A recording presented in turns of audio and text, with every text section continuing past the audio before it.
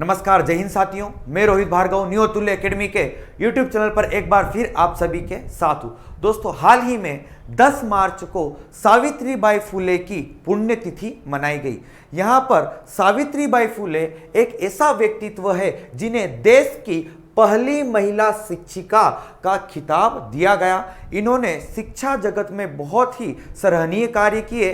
तो चलिए हम यहाँ पर सावित्रीबाई फुले के बारे में कुछ जानकारी समझते हैं। अगर मैं बात करूं, इनका कहना था कि स्वाभिमान से जीने के लिए पढ़ाई करो और पाठशाला ही इंसानों का सच्चा हितैषी है। अब बात करें हम यहाँ पर कि इन्होंने साथ ही साथ कहा था कि शिक्षा एक ऐसा हथियार है जिससे हम अपने व्यक्तित्व का संपूर्ण विकास कर सकते हैं, साथ ही साथ राष्ट्र का भी हम अपना विकास कर सकते हैं।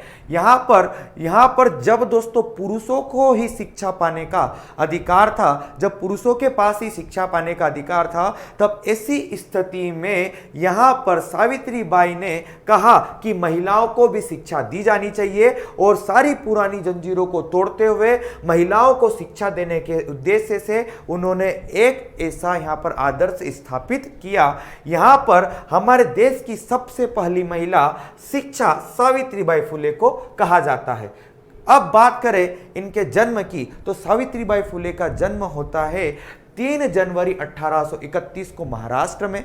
और इन्होंने दोस्तों मुख्य रूप से लड़कियों की शिक्षा के लिए अग्रणी भूमिका निभाई कि यहाँ पर बालिकाओं को ज़्यादा से ज़्यादा शिक्षा दी जानी चाहिए। और 1848 में अपने पति ज्योतिराव फुले के साथ इन्होंने मिलकर पुणे में लड़कियों के लिए एक स्कूल की स्थापना करी। सावित्रीबाई फुले एक ऐसे समय में शिक्षिका बनती है, ठीक है, और ऐसे समय में शिक्षिका बनने वाली पहली भारतीय महिला है जब लड़कियों को स्कूल जाने की अनुमति नहीं थी। यानी ऐसे समय पर यहाँ पर ये शिक्षिका बनती है कि जब भारत में लड़कियों को स्कूल जाने की अनुमति नहीं थी।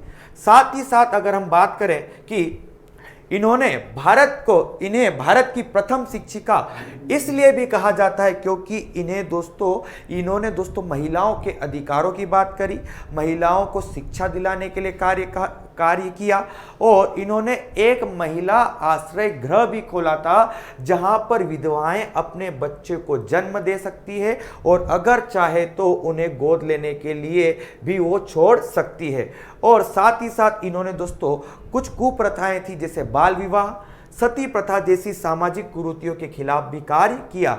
और इन्होंने दोस्तों महिला आश्रय गृह भी खोला और यहाँ पर प्रावधान क्या था कि विधवाएं अपने बच्चे को जन्म दे सकती है और अगर चाहे तो उन्हें गोद लेने के लिए छोड़ भी सकती है। ऐसा आश्रम भी यहाँ पर इन्होंने खोला था।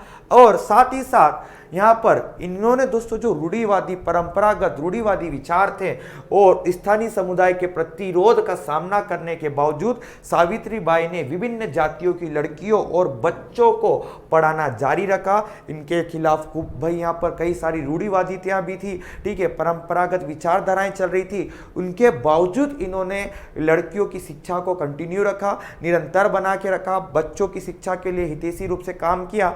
और 10 मार्च 1897 को इस महान व्यक्तित्व का यहाँ पर दोस्तों इस महान व्यक्तित्व की मृत्यु हो जाती है। और आप सभी को पता है यहाँ पर 10 मार्च को इनकी यहाँ पर पुण्यतिथि मनाई जाती है। अब भारत में महिलाओं के अधिकारों की वकालत करने वाली और उनके लिए शिक्षा की व्यवस्था करने वाली सावित्रीबाई फुले को हमेशा याद रखा जाएगा।